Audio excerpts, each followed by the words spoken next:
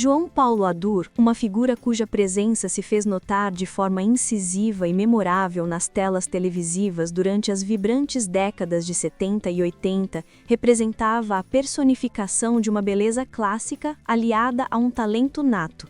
Contudo, apesar de sua inegável atratividade e da projeção que a mídia lhe conferia, Adur nutria uma aversão particular ao rótulo de galã, percebendo-o talvez como uma simplificação de sua complexidade artística. Possuía, sem dúvida, todos os atributos necessários para ascender ao estrelato na Rede Globo, consolidando-se como um dos grandes nomes da emissora. No entanto, em um movimento surpreendente e que delineou de forma decisiva sua trajetória pessoal e profissional, ele optou por se afastar dos holofotes e abdicar de uma promissora carreira artística, escolhendo um caminho menos público e mais voltado à administração dos negócios de sua família. Essa decisão, tomada em um momento crucial, redirecionou seu destino de maneira irreversível, afastando-o do brilho fugaz da fama para uma realidade mais privada e talvez mais desafiadora. A história de João Paulo Adur começa em um contexto de abundância e privilégio. Nascido em berço de ouro, sua infância e juventude foram marcadas por uma riqueza considerável que lhe proporcionou uma vida de conforto e oportunidades. Contudo, a estabilidade financeira de sua família foi abalada por uma série de eventos trágicos e inesperados. A perda simultânea de seu pai e de seu irmão, em um curto espaço de tempo, o colocou diante de uma responsabilidade imensa e precoce, a de assumir e gerenciar os vastos empreendimentos familiares. Esse fardo inesperado exigiu dele uma transição abrupta de um jovem com aspirações artísticas para um homem de negócios, forçado a lidar com as complexidades do mundo corporativo. O contraste entre a vida despreocupada que levava e a seriedade de suas novas obrigações foi um divisor de águas em sua existência. Anos mais tarde, o desfecho da vida de João Paulo Adur seria igualmente intrincado e envolto em um véu de mistério, adicionando uma camada de melancolia à sua biografia já singular. Sua morte, marcada por circunstâncias que inicialmente confundiram as autoridades e a opinião pública, transformou-se em um dos capítulos mais enigmáticos de sua história. João Paulo Adur veio ao mundo em 7 de novembro de 1940, na vibrante cidade do Rio de Janeiro. Sua linhagem era de destaque. Filho do renomado diplomata e escritor Jaime Adur Câmara e da elegante Leonor Pereira, ele cresceu em um ambiente de efervescência cultural e social.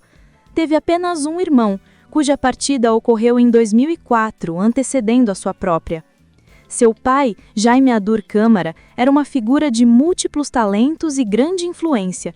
Jornalista respeitado, escritor prolífico e empresário astuto, cujas atividades o colocavam no centro da vida intelectual e econômica do país.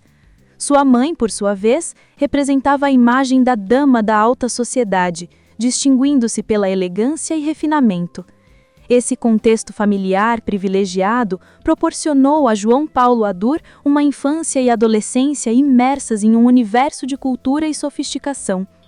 Desde cedo, ele teve o contato direto e enriquecedor com personalidades ilustres da literatura e do pensamento brasileiro, como os imortais Carlos Drummond de Andrade, cuja poesia e perspicácia intelectual marcaram gerações, e Vinícius de Moraes, o poetinha, cujas canções e versos traduziam a alma boêmia e romântica do Rio. Essa convivência com ícones culturais certamente moldou sua sensibilidade e seu apreço pelas artes, influenciando sua visão de mundo e sua própria identidade. A incursão de João Paulo Adur no universo da atuação não foi um percurso planejado, mas sim uma intersecção fortuita, um desvio no curso traçado pelo destino. Inicialmente, matriculado no curso de Direito, uma área que talvez não ecoasse plenamente com suas inclinações mais profundas, ele tomou a decisão de abandoná-lo. Em um momento que parecia abrir portas para uma vida completamente diferente, ele recusou uma oportunidade de vasta envergadura: morar na Europa, o que representava uma experiência cultural e pessoal inestimável. Essa recusa se deu porque ele havia sido aprovado em um concurso para integrar o elenco de um novo espetáculo do renomado dramaturgo Pedro Bloch. Essa decisão, que para muitos poderia parecer um contrassenso, foi o ponto de virada para sua breve, mas intensa, carreira artística. Em 1962, sua performance na peça Família, Pouco Família não passou despercebida. Sua interpretação lhe rendeu o cobiçado prêmio de Ator Revelação da Associação de Críticos de Teatro, um reconhecimento que validou seu talento e acendeu ainda mais sua paixão pela arte de atuar. Impulsionado por essa paixão recém-descoberta e pelo desejo de aprimorar suas habilidades, João Paulo Adur partiu para Londres, o berço de uma rica tradição teatral, onde se dedicou intensamente aos estudos de arte dramática. Essa imersão no cenário cultural londrino certamente contribuiu para refinar sua técnica e expandir sua visão artística. Ao retornar ao Brasil, em 1968, ele marcou seu regresso aos palcos em grande estilo, estrelando o aclamado espetáculo Gata em Teto de Zinco Quente, uma obra que exigia grande intensidade dramática. Pouco tempo depois, em 1969, ele faria sua estreia na televisão, na novela Um Gosto Amargo de Festa, exibida pela Rede Tupi. Essa primeira experiência televisiva, embora não tenha sido na emissora que o consagraria, já sinalizava o início de sua visibilidade em um novo meio. A transição para a Rede Globo não demorou a acontecer, e foi lá que João Paulo Adur encontrou um terreno fértil para o seu talento, mesmo que por um período limitado. Em 1969, ele integrou o elenco de A Ponte nos Suspiros, marcando sua primeira participação na poderosa emissora. A partir daí, sua presença se tornou constante em diversas produções de sucesso que marcaram a teledramaturgia brasileira. Ele brilhou em Verão Vermelho, uma novela que capturava a efervescência da época, em Assim na Terra como no Céu, que trazia tramas complexas e personagens densos, em Bandeira 2, que explorava o universo do carnaval e da malandragem carioca, e na icônica Selva de Pedra, um dos maiores sucessos da teledramaturgia nacional. Contudo, foi em O Bem Amado, outra obra-prima de Dias Gomes, que João Paulo Adur imortalizou um de seus personagens mais inesquecíveis, Cecel, o filho do irreverente e caricato prefeito Odorico Paraguaçu. A interpretação de Cecel, com sua postura distinta e seu humor sutil, garantiu a Adur um lugar especial na memória afetiva do público e da crítica. Ainda na efervescente década de 1970, o talento de Adur continuou a ser explorado em produções de grande relevância. Ele se destacou em Gabriela, Cravo e Canela, a adaptação televisiva do clássico de Jorge Amado, e em O Grito, uma novela que abordava temas sociais de forma contundente, e em Dona Xepa, outro sucesso que retratava a realidade de personagens populares.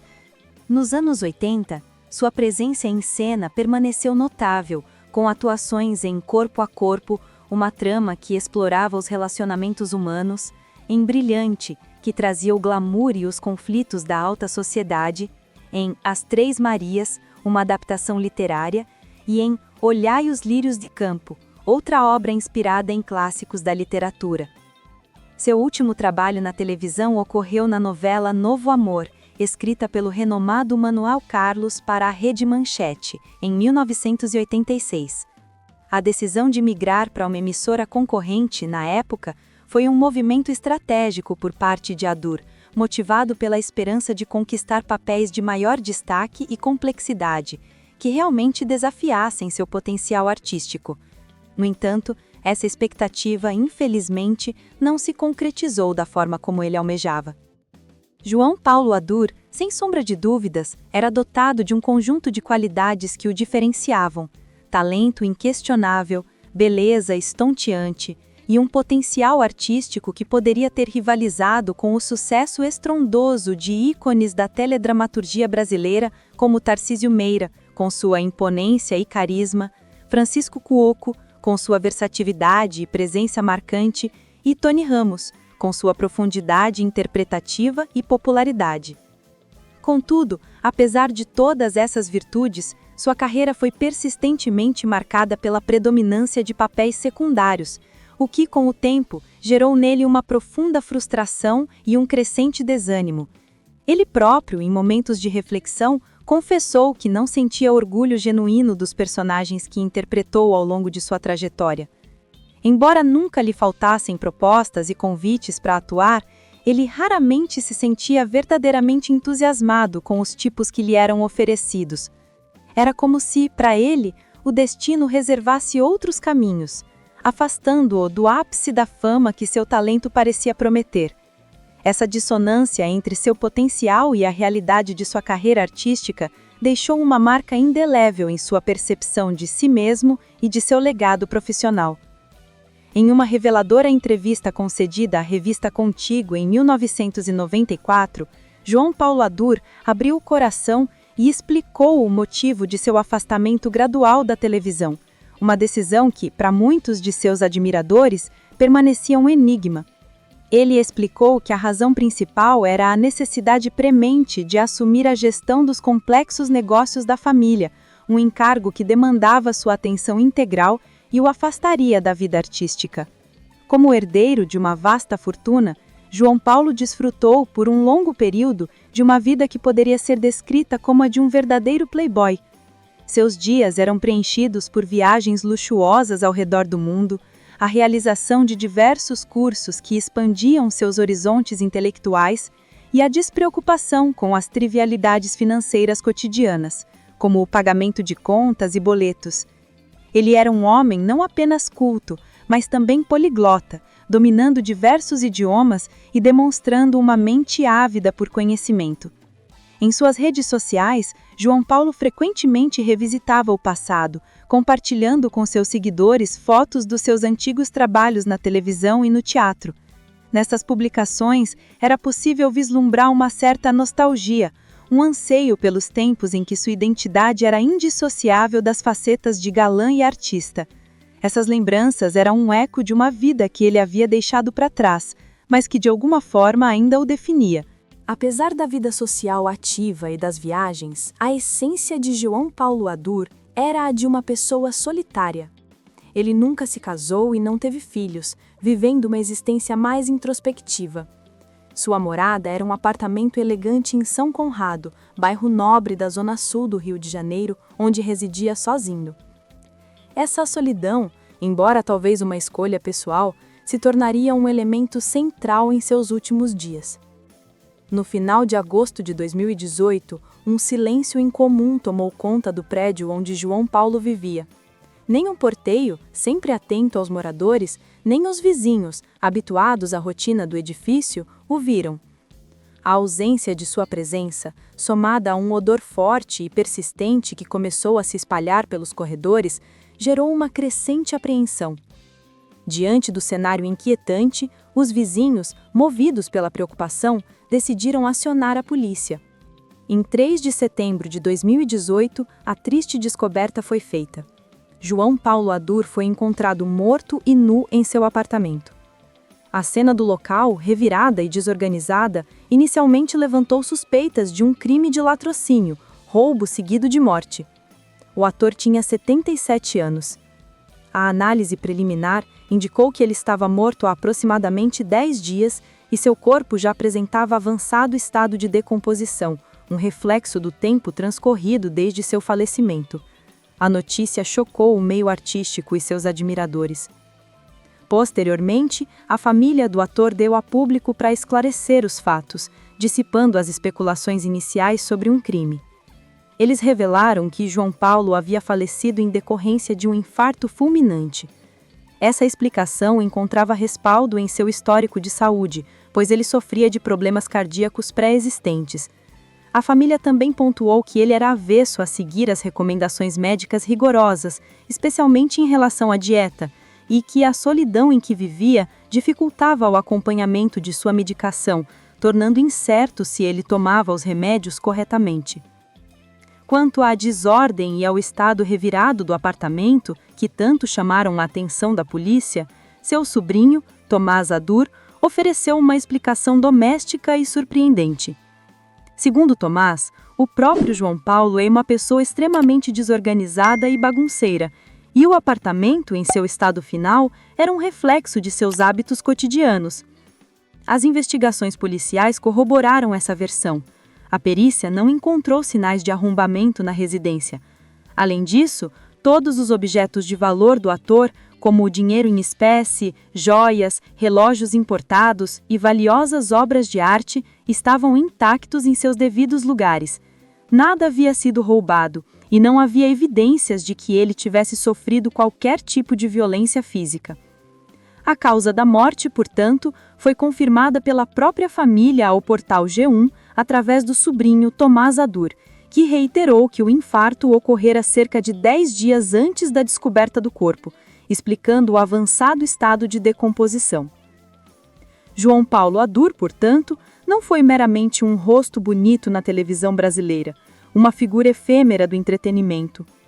Ele era um homem talentoso, dotado de uma cultura vasta e de uma inteligência aguçada. Contudo, e de forma lamentável, nunca recebeu o reconhecimento e o destaque que seu potencial artístico parecia prometer. Seu grande sonho era alcançar o patamar das grandes estrelas da Rede Globo, figurando entre os nomes mais consagrados da emissora. Esse objetivo, entretanto, nunca se concretizou, deixando um gosto amargo de aspirações não realizadas.